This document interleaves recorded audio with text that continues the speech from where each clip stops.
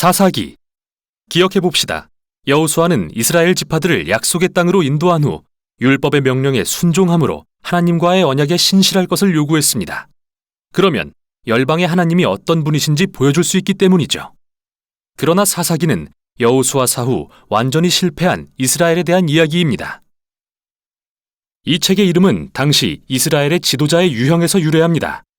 그들에게 왕이 있기 전 사사들이 각 지파를 다스리고 있었는데 이들은 법정의 재판관이 아니라 지역의 정치, 군사적 지도자, 즉 부족장에 가까웠죠.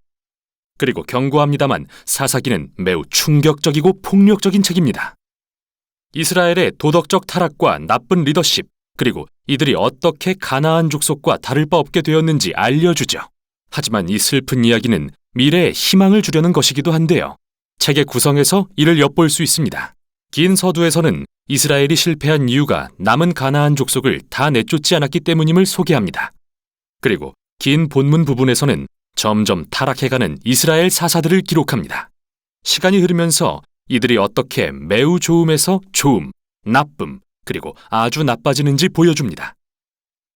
결론은 매우 충격적입니다. 이스라엘 백성 전체의 타락을 보여주는데요. 그럼 각 부분을 좀 더 깊이 살펴보죠.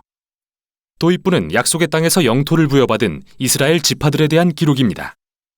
여호수아가 가나안의 주요 성읍들을 정복했지만 여전히 정복할 땅이 많이 남았고 가나안 사람들도 많이 살고 있었죠.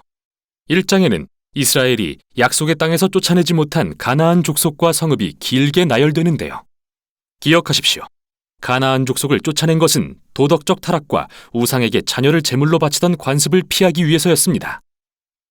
하나님은 이스라엘을 거룩한 백성으로 부르셨지만 그렇게 되지 않았죠.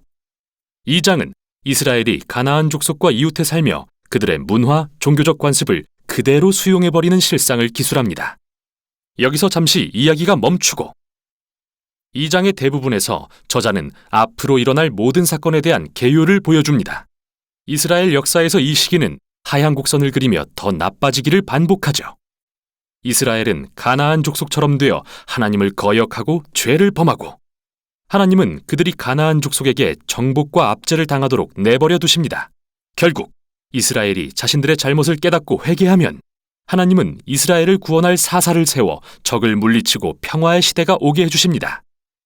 그러나 결국 이스라엘은 또다시 죄를 짓고 처음부터 다시 반복합니다. 이 악순환은 문학적인 구성이자 다음 부분으로 이어지는 흐름인데요. 앞으로 등장할 6명의 주요 사사들에게서 반복되는 현상이죠. 첫 3명의 사사는 온니엘, 에훗, 드보라인데 이들의 이야기는 서사적인 모험담이면서 피비린내가 진동합니다. 사사 자신 또는 그들의 조력자들이 적들을 물리치고 이스라엘 백성을 구해냅니다. 다음 세 사사들의 이야기는 더 깁니다.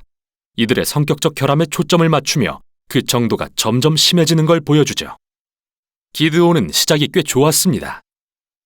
겁쟁이였지만 마침내 하나님이 그를 통해 이스라엘을 구하실 수 있다는 것을 신뢰하게 되죠. 그래서 거대한 미디안 군대를 횃불과 항아리를 든 단 300명의 용사로 무찌릅니다. 그러나 성질이 고약했던 기드온은 전투에서 자신을 안 도왔다는 이유로 많은 동족 이스라엘 사람들을 죽입니다. 이때부터 모든 게 추락하기 시작합니다. 그는 전투에서 취한 금으로 우상을 만들었는데 그가 죽고 나자 온 이스라엘이 그 우상을 숭배하며 다시 악순환이 시작되죠. 다음은 입다라는 사사입니다. 그는 산에 사는 폭력배 같은 사람인데 이스라엘의 상황이 심각해지자 장로들이 그에게 가서 도와달라고 구걸합니다. 지도자가 된 입다는 암몬 족속과의 전투에서 효과적으로 많은 승리를 거두지만 이스라엘의 하나님을 너무나 몰라서 마치 가나안의 우상처럼 여기죠. 전투에서 승리하면 딸을 제물로 바치겠다고 서원할 정도로요. 이 비극적인 이야기는 이스라엘이 얼마나 타락했는지 보여주는데요. 이들은 더 이상 자신들의 하나님의 성품을 몰라 살인을 행하고 잘못된 예배를 드리기에 이릅니다. 마지막 사사인 삼손, 역대 최악입니다. 그는 많은 약속을 받고 태어났지만 이스라엘의 하나님과 관계없는 삶을 살았죠. 문란하고 폭력적이며 오만했습니다. 잔인한 전략으로 블레셋을 이겼지만 스스로는 결코 온전한 삶을 살지 못했죠. 그의 삶은 끔찍한 집단 살육의 장면으로 끝이 납니다. 여기서 잠시 짚고 가죠. 여러분은 책의 이 부분에서 반복되는 주제를 발견하셨을 겁니다. 그건 중요한 순간마다 하나님의 영이 사사들에게 능력을 주셔서 구원의 역사를 이루신다는 것입니다. 하나님이 이렇게 엉망인 사람들을 사용하신다고 해서 그들의 결정 전체 또는 일부라도 승인하신다는 뜻은 아닙니다. 하나님은 무엇보다 자기 백성을 구원하고자 하시는데 함께 일해야 할 자가 타락한 지도자들 뿐이니 그들을 사용하신 것뿐이죠. 이 부분 전체는 상황이 얼마나 악화됐는지 보여주려고 구성된 것입니다. 더 이상 이스라엘과 가나안 족속을 구별하지도 못할 지경이죠. 본이 되어야 할 지도자들도 말이죠. 마지막 부분에 오면 온 이스라엘이 타락합니다. 두 개의 비극적인 사건이 나오는데요. 심장이 약한 분은 주의하십시오. 두 사건은 사사기 마지막에 4번 반복되는 이 핵심 구절에 따라 구성됩니다.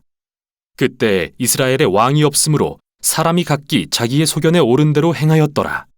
첫 번째 사건은 미가라는 이스라엘 사람에 대해서입니다.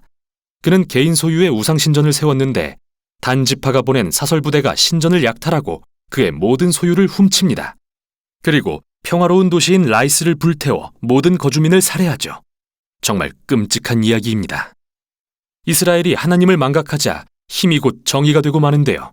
마지막 사건은 훨씬 더 심각합니다. 성범죄와 폭력으로 점철된 이 충격적인 이야기는 이스라엘 최초의 내전으로 이어집니다. 매우 충격적인데요. 그게 곧 핵심입니다. 이 사건들은 경고의 메시지인 겁니다. 이스라엘이 이렇게까지 파멸에 이른 것은 그들을 사랑하사 이집트의 종살이에서 구원하신 하나님을 배신한 결과입니다. 이스라엘에게는 다시 구원이 필요한데요. 이번엔 자기 자신들로부터 말이죠. 유일한 희망의 빗줄기는 끝에 반복되는 이 말씀에서 발견됩니다. 사사기를 맺는 마지막 문장인 이 말씀. 이스라엘에 왕이 없으므로. 이렇게 다음 책들의 배경이 준비됐습니다.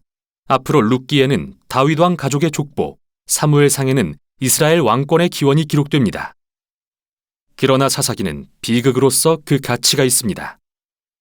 인간의 실태를 냉정하게 보여주고 궁극적으로 은혜의 하나님이 그의 백성을 구할 왕을 보내주실 것을 알려주기 때문입니다. 이것이 사사기입니다.